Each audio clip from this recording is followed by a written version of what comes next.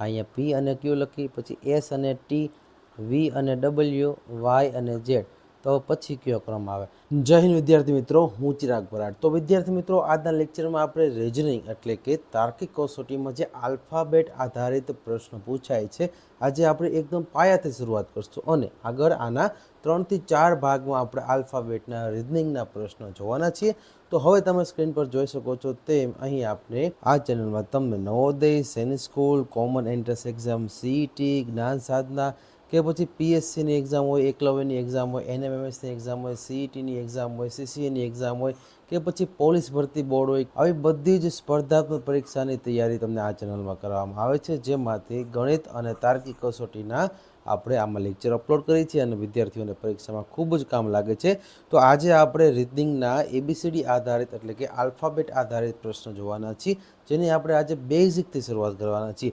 એટલે કે જો તમારી એક્ઝામમાં તમને આવો એબીસીડી વાળો પ્રશ્ન દેખાય અને એ તાર્કિક કસોટી એટલે કે રીઝનિંગનો સિરીઝનો પ્રશ્ન હોય, તો વિદ્યાર્થી મિત્રો તમારે શું કરવાનું? પહેલાં તો કોઈ પણ સિરીઝ હોય ને એના પહેલાં શરૂઆતના 3 ક્રમ જોવાના. એટલે કે શરૂઆતની સિરીઝ એ પછી આલ્ફાબેટમાં હોય કે પછી નંબર્સમાં આપેલી હોય કે પછી કોઈ પણ સિરીઝ હોય, તેમાં આપણે સૌ પ્રથમ સિરીઝ એટલે કે આ શ્રેણીનો નિયમ છે કે સૌ પ્રથમ આપણે તેમાં પહેલાં શરૂઆતના જે 3 ક્રમ આધારિત તમને આગળના બધા જ ક્રમ આપેલા હોય છે.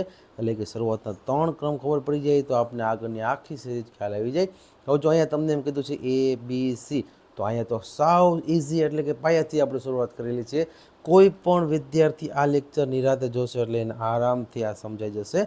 હવે જો આપણે એકદમ પાયાથી શરૂઆત કરેલી છે, એટલે કે જો તમને એ પછી બી પછી સી આવી રીતે 3 ક્રમ આપેલો હોય તો ચોથો ક્રમ ડી આવે. એ જ રીતે એબીસીડીમાં એ બી સી અને ડી પછી ઈ આવે.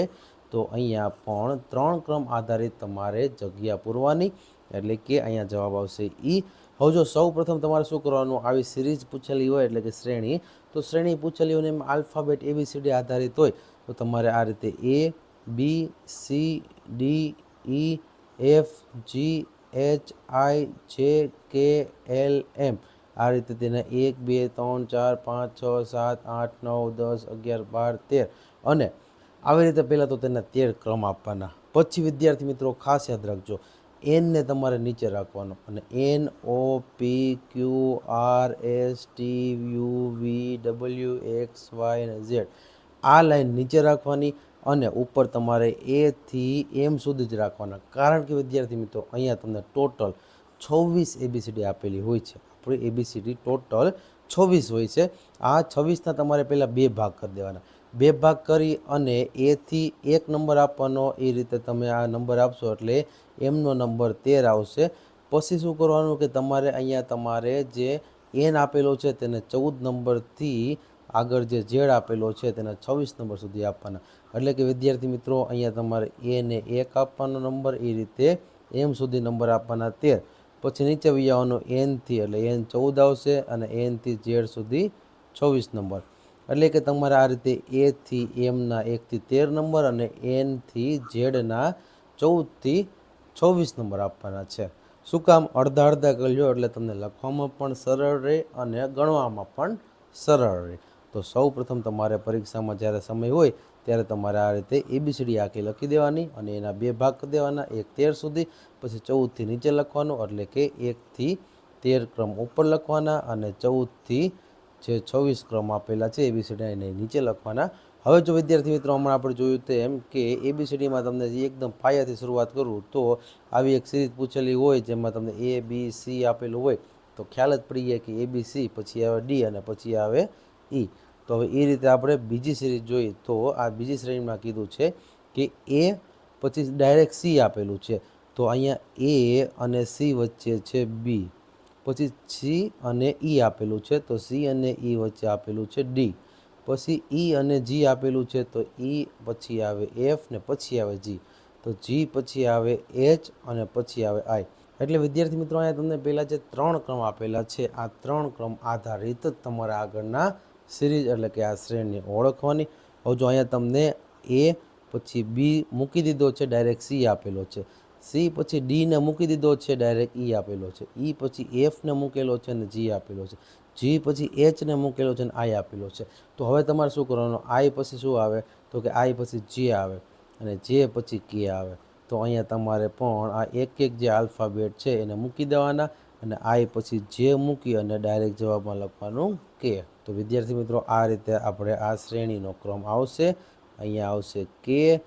ત્યાર પછીની વાત કરી તો વિદ્યાર્થી મિત્રો ત્યાર પછી આપણે એવું કીધું છે કે double A, double B, double C, double D. તો અહીંયા પણ ક્રમ જળવાય છે, એટલે કે પહેલાં જે 3 ક્રમ છે એ એ, બી અને સી છે, તો પછી ડી આવે અને પછી ઈનો ક્રમ આવે. પણ જો અહીંયા તમને શું કીધું છે, બધામાં બબ્બે અક્ષર લખેલા છે, એટલે કે આ એબીસીડીના જે આલ્ફાબેટ છે બધામાં બબ્બે છે, તો જવાબમાં પણ 2 ઈ આવશે, કારણ કે ડી પછી ઈ આવે અને બધામાં બબ્બે હોવાથી અહીંયા પણ જવાબ 2 આવશે, એટલે કે 2 ઈનો જવાબ બનશે. ત્યાર પછી કીધું છે કે કે, એન, ક્યુ અને ટી. જો જ્યારે પણ આવા વચ્ચેના નંબર આવે ને ત્યારે તમારે શું કરવાનું, આ બધી એબીસીડીને તમારે એકવાર રિવાઇઝ કરવાની. એટલે કે આ બધી એબીસીડી આપણે એકવાર જોઈ તો આપણે શું કીધું છે, પહેલાં કે આપેલો છે, તો કે ક્યાં છે, તો અહીંથી તમારે આ રીતે કેમાં આ રીતે રાઉન્ડ કરી દેવાનો. કે 11મા ક્રમ ઉપર છે. પછી એન આપેલો છે, તો એન જોવાનો, તો કેથી એન કેટલો દૂર છે, તો એન અહીંયા આપેલો છે, એટલે કે આ 1 અને 2 કે અને એનની વચ્ચે 2 જગ્યા છોડેલી છે, એટલે કે 2 આલ્ફાબેટ સ્કીપ કરેલા છે. પછી જોઈએ તો અહીંયા આપેલો છે એન પછી ક્યુ.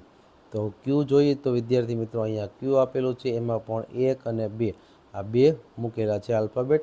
પછી ટી આપેલો છે, તો હવે અહીંયા તમે ટી જોશો તો ટી અહીંયા આપેલો છે, એટલે એમાં પણ 1 અને 2 મૂકેલા છે. એટલે કે સૌ પ્રથમ આપણે કે આપેલો હતો, કે પછી આપણે એન આપ્યો, તો કે અને એનની વચ્ચે આ એલ અને એમ મૂકેલા છે, એટલે કે 2 આલ્ફાબેટ મૂકેલા છે.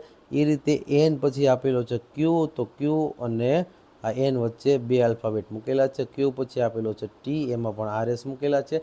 તો ટી પછી હવે આપણે 2 આ આલ્ફાબેટ મૂકી અને જવાબ બનશે ડબલ્યુ. તો વિદ્યાર્થી મિત્રો અહીંયા તમને આ રીતે જ આપેલા હતા કે, તો કેની વચ્ચે તમને 2 આલ્ફાબેટ મૂકેલા હતા. પછી એન, તો એનની વચ્ચે પણ 2 આલ્ફાબેટ મૂકેલા છે. ક્યુની વચ્ચે પણ 2 આલ્ફાબેટ. એ જ રીતે હવે ટી આપેલો છે, તો ટીની પછીના 2 જે આલ્ફાબેટ આવે એ મૂકી દેવાના, એટલે ટી પછી યુ અને વી પછી આવે ડબલ્યુ, તો અહીંયા જવાબ આવે ડબલ્યુ.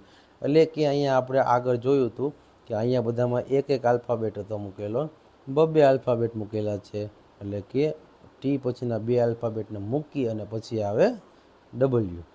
ત્યાર પછી જોઈએ તો અહીંયા આપેલું છે ઝેડ. તો આ ઝેડ પછી વિદ્યાર્થી મિત્રો તમને એમ જોઈને લાગે કે જે પછી આપેલું છે એક્સ, તો અહીંયા આ રિવર્સ થાય છે, એટલે કે જેમ એથી ઝેડ સુધીની એબીસીડી હોય તો અહીંયા ઝેડથી એ સુધીની એબીસીડી ઊંધી એબીસીડી કીધી છે. તો જો ઝેડ અને એની પહેલાં આવે વાય, એની પહેલાં એક્સ આવે, રેડી. એટલે અહીંયા રિવર્સમાં તમને એક એક મૂકેલું છે. પછી એક્સ છે, તો એક્સ પહેલાં આવે ડબલ્યુ, એટલે ડબલ્યુ પછી એક્સ આવે, એમ એક્સની પહેલાં ડબલ્યુ આવે, ડબલ્યુ પહેલાં આવે વી. તો એ રીતે વીની પહેલાં આવે યુ અને યુની પહેલાં આવે ટી. એટલે કે હું એમ લખું T U V W X Y અને ઝેડ, આ રીતની છેલ્લી એબીસીડી બને. તો અહીંયા વિદ્યાર્થી મિત્રો આપણે જો પહેલાં ઝેડ આપેલું છે, તો આ ઝેડ, પછી આપેલું છે એક્સ, તો પછી આપેલું છે એક્સ, એટલે કે આ વાય અહીંયા સ્કીપ કરેલો છે. પછી એક્સ પછી આપેલું છે વી, તો વી જોશો તો અહીંયા ડબલ્યુને સ્કીપ કરેલો છે. વી પછી તમે જોશો તો અહીંયા યુને સ્કીપ કરીને ડાયરેક્ટ ટી જવાબ આવે છે.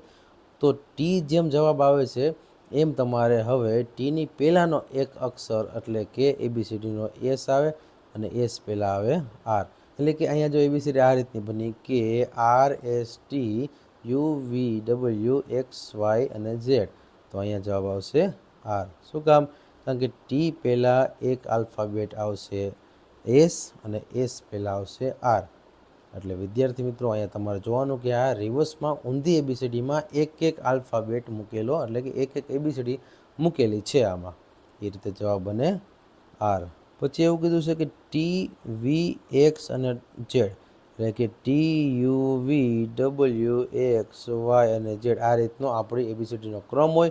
એમાં જો અહીંયા આપેલું છે ટી, તો કે અહીંયા પણ ટી આપેલું છે, ટી પછી ડાયરેક્ટ વી આપેલું છે, એટલે કે આ વી આપેલું છે તો યુને કાઢી નાખો. પછી વી પછી ડાયરેક્ટ એક્સ આપેલું છે, તો વિદ્યાર્થી મિત્રો અહીંયા તમે જોશો તો એક્સ એટલે કે અહીંયા ડબલ્યુને કાઢી નાખો. એ જ રીતે એક્સ પછી આવે વાય, એક્સ આપેલો છે તો એક્સ પછી આપને પછી ઝેડ આપેલો છે, તો જોશો તો વાય અહીંયા ફરીથી કાઢી નાખ્યો છે, ઝેડ આપ્યો છે. તો એ જ પ્રમાણે હવે તમને એમ લાગે અહીંયા કે ઝેડમાં તો ABCD પૂરી થઈ જાય આલ્ફાબેટ, તો હવે ફરીથી તમારે અહીંયા એ અને બી જે રિપીટ કરવાની ABCD, એ પ્રમાણે એને સ્કીપ અને બી જવાબ આવશે. એટલે અહીંયા જવાબ આવશે બી. કારણ કે ઝેડ પછી ફરીથી ABCD ચાલુ કરો તો ABCD એમ ફરીથી ABCD ચાલુ થાય, તો ઝેડ પછી આપણે એને સ્કીપ કરી અને બીને જવાબ બનાવશું. તેથી અહીંયા જવાબ આવશે બી. એટલે કે આ રીતે ક્યારેક તમારે ઝેડે ABCD પૂરી થઈ જતી હોય તો પાછી ABCD રિપીટ કરવાની, એટલે ઝેડથી પાછી ABCDથી ચાલુ કરવાની. એ રીતે ઝેડ પછી એ, તો એ સ્કીપ કરી અને ડાયરેક્ટ જવાબ બનશે બી.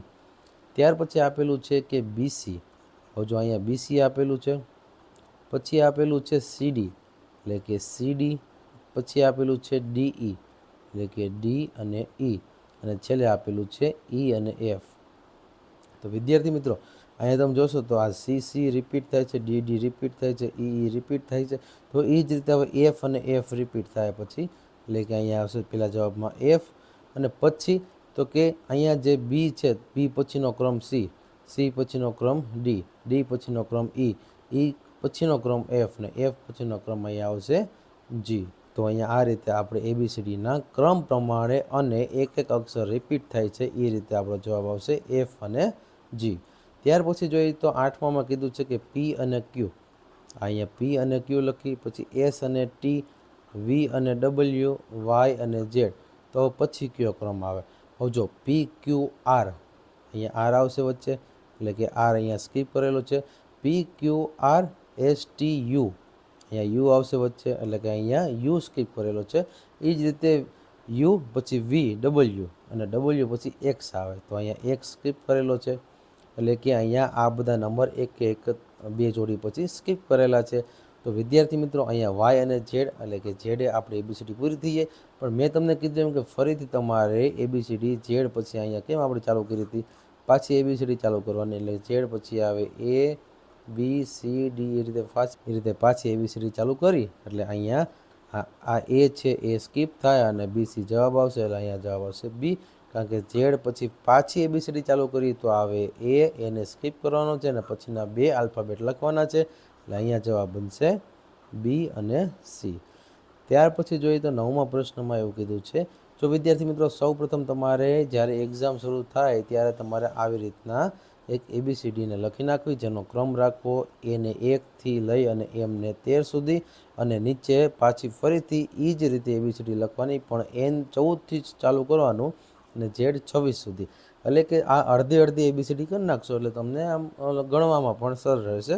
એટલે કે આપણે એકદમ સરળ ભાષામાં આ રીતે ABCDના ક્રમ આપી દેવાના, બે ભાગ પાડવાના, 1થી 13 ભાગ ઉપર રાખવાના, એટલે કે A થી M ના 1થી 13 ભાગ, અને નીચે N થી Z એટલે 14થી 26 સુધીના ક્રમ રાખવાના. હવે જો અહીંયા આપણે કીધું છે કે KMOQ, અહીંયા તમને એમ લાગશે કે આ K ક્યાં ગયું, M ક્યાં, O ક્યાં, Q ક્યાં ઠેઠ આવે. હવે જો આપણે આ રીતે તમે ABCD ઉપર લખેલી હોય તો અહીં જોતું જવાનું કે અહીંયા પહેલાં K આપેલો છે, પછી M આપેલો છે, એટલે કે આપણે આ K પછી M આપેલો છે, પછી O આપેલો છે, અને પછી Q આપેલો છે. તો જો સૌ પ્રથમ તમારે વિચારવાનું કે અહીંયા 3 ABCD આપેલી છે, એટલે કે જવાબ તો આપણો 3 ABCD થાય જે પણ હશે. હવે 3 ABCDમાં જે K આપેલો છે, K પછી એક Lને અહીંયા સ્કીપ કરેલો છે, એટલે એ નથી લખ્યો, પછી M લખ્યો. M પછી પાછો અહીંયા Nને સ્કીપ કરેલો છે, અને પછી ડાયરેક્ટ O લખેલો છે. એટલે કે K અને Mની વચ્ચે L નથી લખ્યો, એ રીતે M અને જે O છે એની વચ્ચે N નથી લખ્યો, એ જ રીતે O અને Q આપેલો છે એની વચ્ચે P નથી લખ્યો. હવે જો આ રીતે આપણે જોઈએ તો Q પછી આવે R, અને અહીંયા S 3 આવશે, કારણ કે અહીંયા પહેલાં તો બધા 3 ABCDમાં આપેલા છે અને એમાં પણ એક સ્કીપ કરેલા છે. એટલે કે આ K પછી L સ્કીપ, ડાયરેક્ટ M પછી N સ્કીપ, O પછી P સ્કીપ કર્યો એટલે નથી લખ્યો, પછી Q લખો, અને Q પછી R ને સ્કીપ કરવાનો છે, અને S અહીંયા જવાબ બનશે. તો મારે તો ABCD લખેલી હોય તો એકદમ સરળ બને જોવાનું કે અહીંયા K પછી L નથી, ડાયરેક્ટ M, એટલે કે M પછી અહીંયા N નથી, ડાયરેક્ટ O આપેલો છે, O પછી P નથી, ડાયરેક્ટ Q આપેલો છે. તો હવે Rની જગ્યાએ હવે સીધો એસ લખવાનો અને એ પણ 3 જોડીમાં હોવાથી 3 લખવાના. હવે જો ત્યાર પછી જોઈએ તો ડબલ્યુ, વાય, એ અને સી. એટલે કે અહીંયા તમને એમ લાગશે કે અહીંયા પાછું ક્યાં વાય ને પછી પાછું એ અને સી આવી ગયું. તો જો વિદ્યાર્થી મિત્રો એબીસીડીનો ક્રમ હોય, અહીંયા આપણી ઝેડ સુધીની આ એબીસીડી પૂરી થઈ જાય પછી પાછું એથી ચાલુ થાય, એ બી સી એમ ઝેડ સુધી ચાલુ રહે. ઝેડથી પાછી એ આવી જાય, એથી ઝેડ, ઝેડ પછી પાછો એથી ઝેડ, એ રીતે એબીસીડી રિપીટ કર્યા રાખવાની. હવે જો અહીંયા તમને ડબલ્યુ આપેલો છે તો અહીંયા પણ ડબલ્યુ આપેલો છે, પછી વાય આપેલો છે તો વાય એટલે ડબલ્યુ અને વાયની વચ્ચે એક એક્સને સ્કીપ કર્યો છે, લખેલો નથી. વાય પછી ડાયરેક્ટ એ આપેલો છે એટલે ઝેડને સ્કીપ કર્યો છે, ડાયરેક્ટ એ લખ્યો છે. હવે જો એ પછી ડાયરેક્ટ અહીંયા તમને એ પછી સી લખેલો છે તો સીમાં પણ એ બીને સ્કીપ કર્યો છે. તો હવે સી, ડી અને ઈ આ રીતની આગળ એબીસીડી આવે, એટલે કે આ એ બી સી ડી ઈ આ રીતે એબીસીડી હોય તો એમાં જો એ લખેલો છે તો અહીંયા એ લખેલો છે, પછી બીને સ્કીપ કર્યો છે, ડાયરેક્ટ સી લખ્યો છે. સીમાં હવે આપણે ડીને સ્કીપ કરી અને ડાયરેક્ટ ઈ લખશું, એટલે કે અહીંયા 2 ઈ આવશે, કારણ કે વિદ્યાર્થી મિત્રો અહીંયા ડબલ્યુ અને વાયની વચ્ચે એક્સ આવશે જે નથી લખેલો. એ રીતે વાય અને એની વચ્ચે ઝેડ આવશે જે નથી લખ્યો. એ રીતે એ અને સીની વચ્ચે બી આવશે જે નથી લખ્યો. તો હવે સી અને ઈની વચ્ચે ડી આવશે જે આપણે નથી લખવાનો અને પછી ડાયરેક્ટ ઈ ડબલ કરી દેવાના છે, એટલે અહીંયા આપણો જવાબ બની જાય. તો વિદ્યાર્થી મિત્રો આવી જ રીતે આપણે અલગ અલગ હજી આની પછી પણ આના આલ્ફાબેટના ક્રમ જોવાના છે. આ એકદમ સરળ કહેવાય ને, પાયાથી શરૂઆત કરેલી છે. હવે ધીરે ધીરે થોડાક અઘરા આવતા જશે, એટલે કે તમારી પરીક્ષા સુધીમાં આપણે આ બધા જ સિલેબસને કવર કરી લેશું, એટલે કે તમને પરીક્ષા દેવામાં પણ ઘણા બધા એક્ઝામ્પલ સોલ્વ થાય, પ્રેક્ટિસ થાય, જેથી તમને પરીક્ષા સમયે પણ એકદમ સરળતાથી આવડી શકે. તો વિદ્યાર્થી મિત્રો આવા નવા લેક્ચર જોવા માટે અત્યારે જ આ ચેનલને સબસ્ક્રાઈબ કરી લેજો, જેથી તમને જ્યારે પણ અપલોડ કરો વિડીયો ત્યારે તમને નોટિફિકેશન સૌથી પહેલાં મળે. અને તમારા મિત્રો સુધી પણ શેર કરજો, જેથી એ લોકોને પણ પરીક્ષા પાસ થવામાં ખૂબ મદદ મળે. તો વિદ્યાર્થી મિત્રો અત્યારે જ આ તમારા વોટ્સઅપ ગ્રુપમાં અને તમારા વોટ્સઅપ સ્ટેટસમાં પણ આ ફોરવર્ડ કરજો વિડીયો, જેથી તમારા કોન્ટેક્ટમાં રહેલા વિદ્યાર્થી મિત્રો પણ આપણો આ સરળતાથી એક કહેવાય ને પાયાથી શરૂ કરેલા આ વિડીયોને સરળતાથી જોઈ શકે અને એને પણ આગળ ખૂબ કામ લાગે. તો વિદ્યાર્થી મિત્રો આ વિડીયોને લાઇક કરવાનું ભૂલતા નહીં, ચેનલ સબસ્ક્રાઈબ ન કરી હોય તો કરી દેજો. તો હવે પછીના નવા લેક્ચરમાં મળીએ, ત્યાં સુધી જય હિન્દ, જય ભારત.